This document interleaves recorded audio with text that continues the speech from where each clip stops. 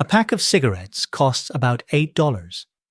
In New York, it's closer to $15. In parts of the Midwest, you can still find them for $6. Most smokers know their number. They've done the basic multiplication. A pack a day, $8, that's $56 a week, roughly $240 a month. Some have even done the annual math, about $2,900 a year. They've looked at that number, shrugged, and decided it's the price they pay for something they're not ready to quit. Fair enough. But $2,900 is what the gas station charges you. The pack is the only part of this habit that tells you what you're paying. Everything else, insurance, medical, property, time, tends to adjust what it charges you because of it, and none of it says smoking on the bill. Your insurance company knows you smoke. So does your dentist. And if you've ever done a wellness screening or paid a tobacco surcharge, your benefit system knows too. They just never hand you a receipt that says so. By the time we get to the real annual number, and for a pack-a-day smoker, the fully loaded number can land in 5 figures. The $8 pack is going to look like the tip on a very expensive dinner. My name is Kai, and I spend way too much time thinking about money and why the costs people think they understand are usually hiding layers of financial damage that nobody breaks down. If you smoke and you've been telling yourself it's a $6 or $8 or $15 a day habit, make sure to subscribe and hit the like button, because by the end of this, you'll know the actual number. And it's going to reframe every pack you've ever bought. Let's start with the expense you already know and make it honest. A pack-a-day smoker at $8 per pack spends $2,920 per year. That's the clean number. But the clean number isn't real because most smokers don't buy one pack at a time from the same place at the same price. They buy from gas stations at markup, convenience stores on the way to work, occasionally at bars or venues where a pack runs $12 to $18. They also smoke more in certain situations, weekends, stressful weeks, that fight with your partner that turned a half-pack day into a full one. Once you account for real purchasing behavior, instead of the theoretical one pack per day at base price, the actual average lands closer to $3,200 to $3,800 per year. And that's where the math usually stops. That's where the guilt ends and the justification begins. It's like $10 a day. I spend that on lunch too. Except lunch doesn't make your insurance company reclassify you.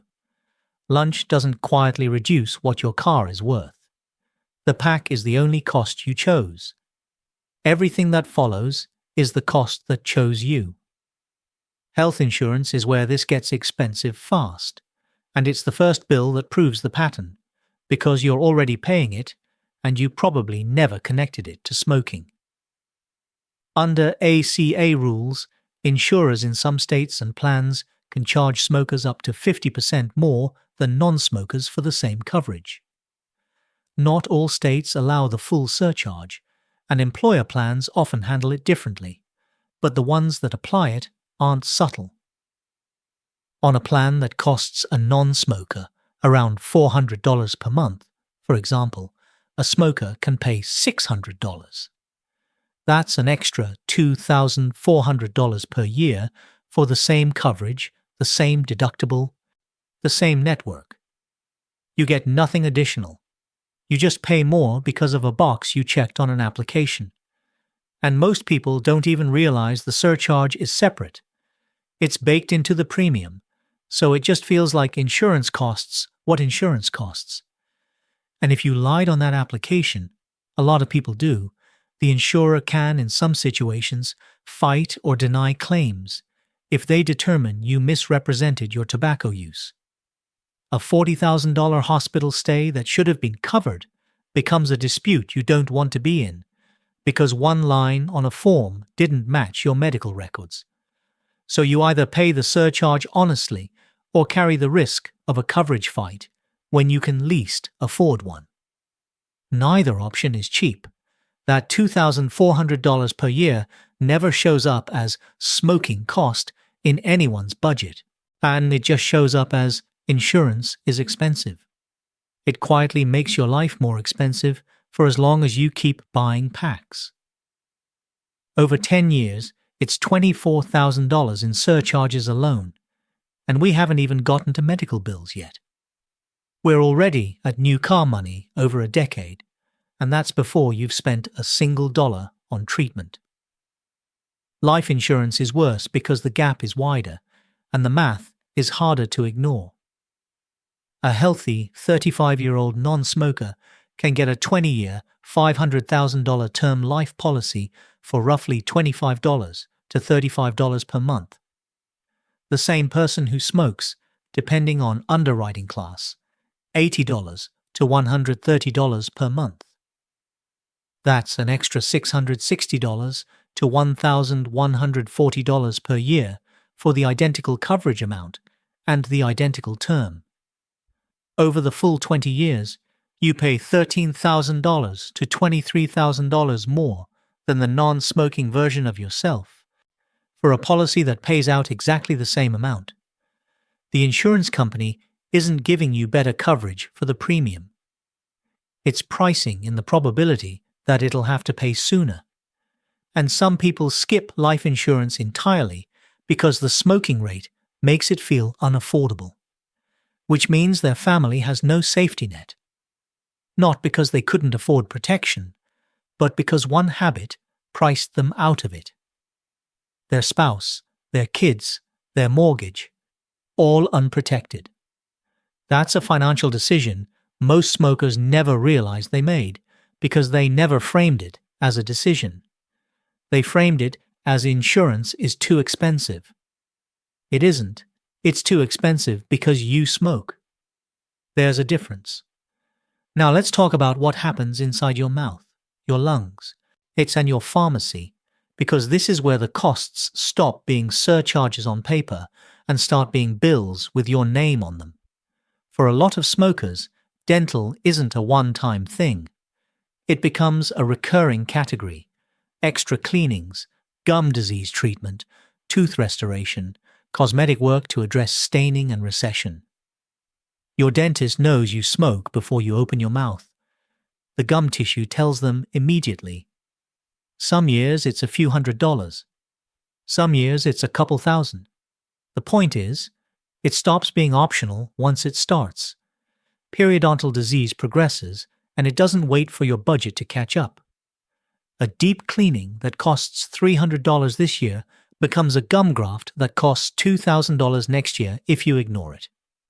Ignore that, and you're looking at implants at $3,000 to $5,000 per tooth.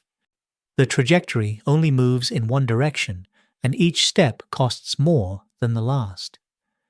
This is the part most people miss. Smoking doesn't just cost you money. It adds entire monthly categories to your life that didn't exist before. Prescriptions for smoking-related conditions are exactly that kind of category. Inhalers, blood pressure medication, cholesterol management, acid reflux treatment, all significantly more common in smokers, all ongoing monthly costs that don't go away once they start. Even if each one is only $20 to $50 per month with insurance, 3 or 4 of them stacked adds, $100 to $200 monthly. That's $1,200 to $2,400 per year in medication costs that a non-smoker with the same genetics and diet likely doesn't carry yet. And every year you smoke, the likelihood of adding another prescription to the stack goes up. And this is before anything catastrophic. Before the COPD diagnosis, the pulmonology visits, the screening that leads to biopsies and treatment plans that blow through your deductible in January. The number that matters is the annual one. For most long-term smokers, the combination of dental work, prescriptions, and additional visits can easily add $2,000 to $5,000 per year in out-of-pocket costs a non-smoker simply doesn't carry. Some years less. Some years catastrophically more. Your property is losing value too, and this one surprises people because they don't think of a cigarette as something that damages assets. Some homeowners' insurers charge smokers more directly. Smoking is one of the leading causes of residential fires, and the ones that price that risk in can add 10% to 25% on top of your premium in some cases. Others bury it in the underwriting. Either way, the fire risk math is real. If you smoke, you're higher risk, and you pay for it somewhere.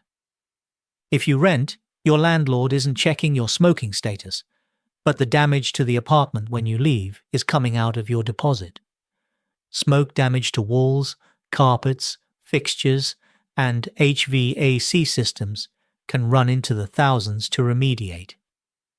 That's money you won't see until move-out day, when the full deposit disappears and an invoice shows up for the difference. Smoke in your car, and that car is worth $500 to $1,500 less at trade-in. Dealers test for it. Buyers can smell it. If you smoke in your home and eventually sell, the same principle applies at a larger scale. Remediation costs before listing and buyer discounts for anything residual.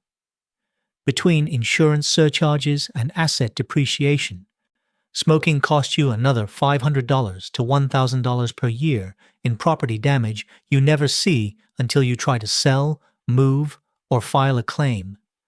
And because you never see it, it never feels like a smoking cost. It feels like bad luck at the dealership. It feels like an unfair landlord. But it's the same cigarette, reaching into another pocket. Now I want you to watch something happen. Not everyone hits every category, so let me give you two versions, because even the low end is going to surprise you. If you're a lower friction smoker, your health coverage isn't hit with the full ACA surcharge. You don't smoke in the car, no life insurance. This is the I smoke, but it doesn't touch the rest of my life version. Your annual cost still looks like this. Packs at $3,500, partial insurance surcharge at $800, dental and medical at $1,500, property at $300. That's $6,100, already double what most smokers think. Now the fully loaded version, you buy your own health insurance, carry life insurance, smoke in your home and car, and your dental has started escalating.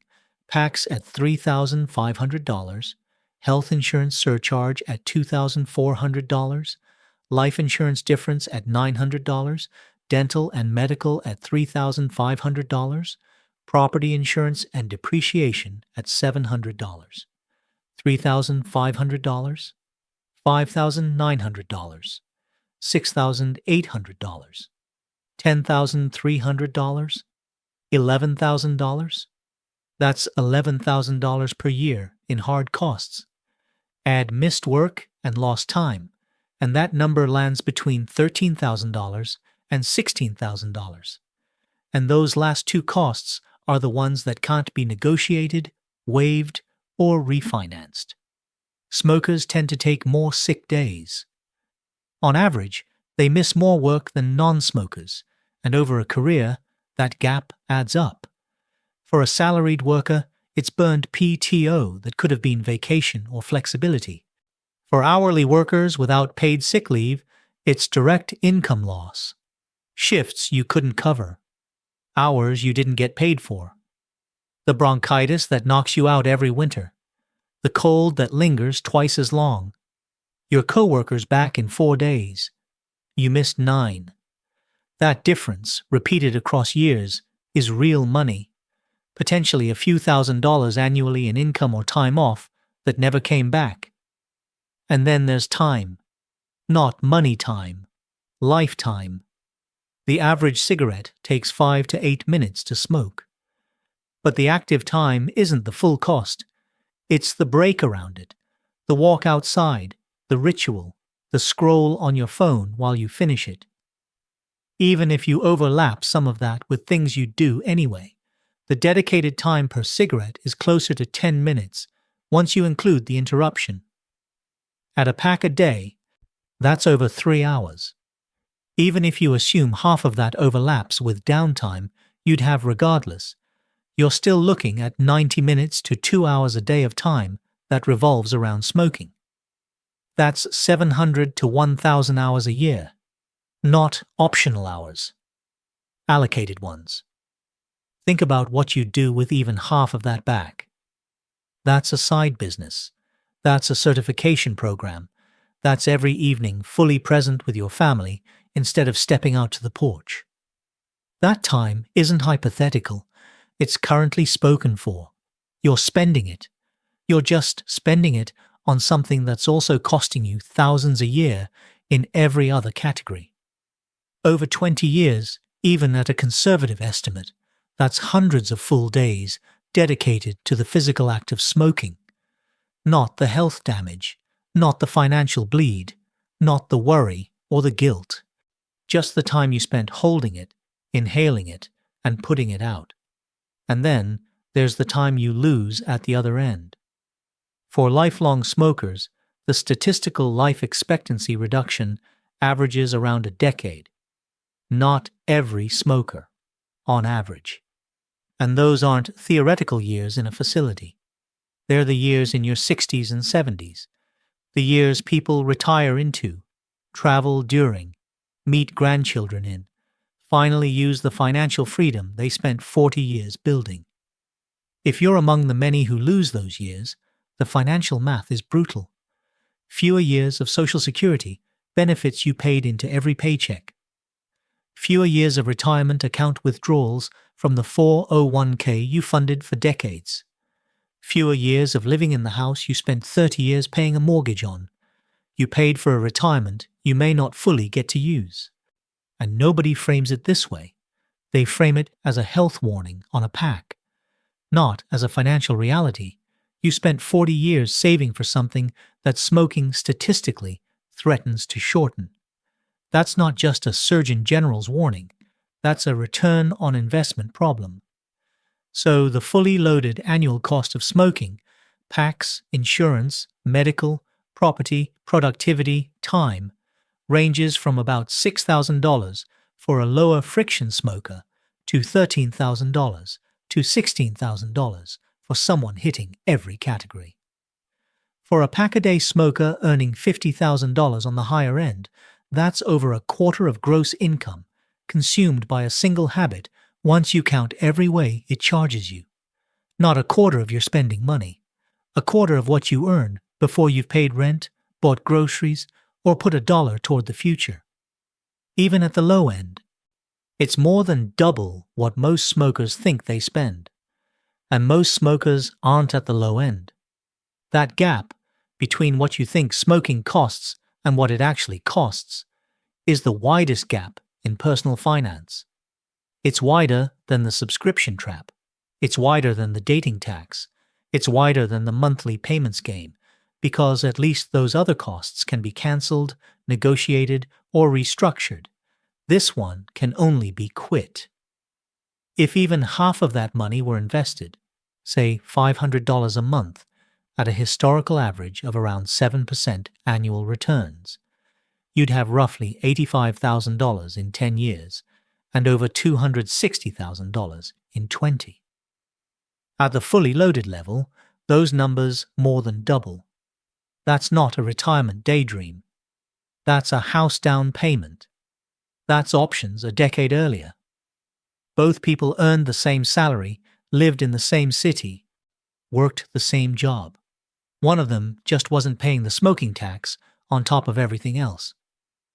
If you smoke, and you look at these numbers and say, this is my choice, I understand the full cost, and I'm making this trade with open eyes, that's your right, and I'm not here to lecture you out of it. I don't think shaming people changes behavior, and I don't think pretending a habit is only a health issue does anyone any good when it's clearly a financial one too. You deserve to see the complete math before you decide whether the trade is worth it. Some people will see these numbers and quit. Some people will see them and keep smoking, fully informed. Both of those outcomes are better than what's happening now, which is millions of people making a $6,000 to $16,000 a year decision while believing it's a $3,000 one. What separates people who build real financial stability from people who feel stuck isn't always income or discipline. Sometimes it's one embedded cost, one thing they never audited because it felt like a fixed part of who they are, quietly redirecting tens of thousands of dollars a year into surcharges, medical bills, and lost time. Every financial plan you've ever made has been competing with a cost you never fully counted. Now you've counted it. That $8 pack you bought this morning wasn't $8. If you're a pack-a-day smoker, it's closer to $20 to $45 a day once you count everything it triggers. Every surcharge, every prescription, every hour, every year it takes off the back end. The pack was never the expense. The pack was the trigger for a financial chain reaction that runs through every category of your life. And the reason you never saw the total is because it was split across a dozen bills that never mentioned cigarettes anywhere on the invoice. It came later. It always comes later, and by the time you add it up, it already came. That's why it's so hard to quit something you never saw the full invoice for.